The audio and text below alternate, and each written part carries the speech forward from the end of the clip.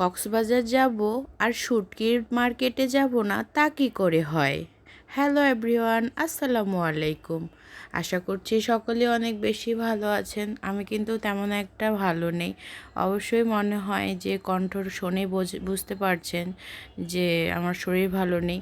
তো যাই হোক, কক্সবাজার যে গিয়েছিলাম সেখানটায় সেই বিশাল বড় কি বলে বার্মিজ মার্কেট, সে বার্মিজ মার্কেটে শুটকির দোকানে গিয়েছিলাম।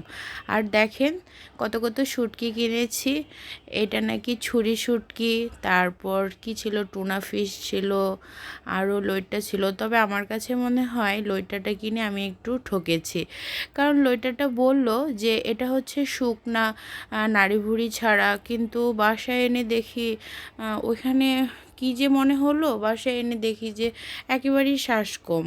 আসলে ঠকেছি কি ঠকি নাই বলেন তো আপনারা? এত চিকনটা কি ভালো, নাকি শ্বাসসহ যেটা থাকে ভেজা সেটা ভালো? আমি অবশ্য চারিদিকে আমার মেয়ের অবস্থা দেখেন, সে কেমন শুটকির গন্ধে নাক মুখ একেবারে কি করে আছে আল্লাহ গো।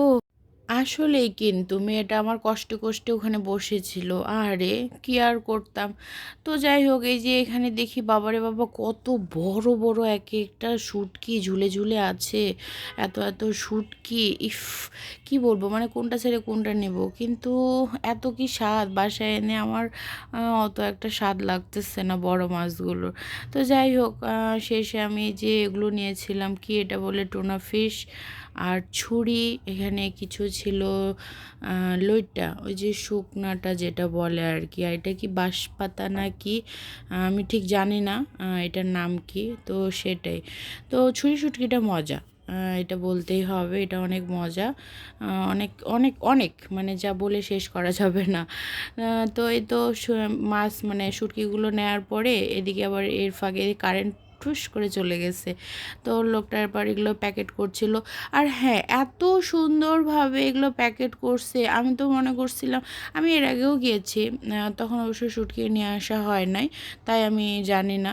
তো এত সুন্দরভাবে প্যাকেট করেছে, মানে কোনো গন্ধ নেই, কোনো কিছু নেই, মানে আসলেই যারা যে কাজটা পারে তারা সেই কাজে অভিজ্ঞ থাকে, এটা মানতেই হবে। তো যাই হোক, এই তো সব কিছু কস্টেপ দিয়ে মোড়ানোর পরে আবার কালো পলিতে করে দিয়ে দিয়েছে এত সুন্দরভাবে। তো আমরা এটা নেয়ার পরেও 2 দিন অবশ্য হোটেলে রেখে দিয়েছিলাম, কোনো গন্ধ টন্ধ কোনো কিছুরই বালাই নেই। এত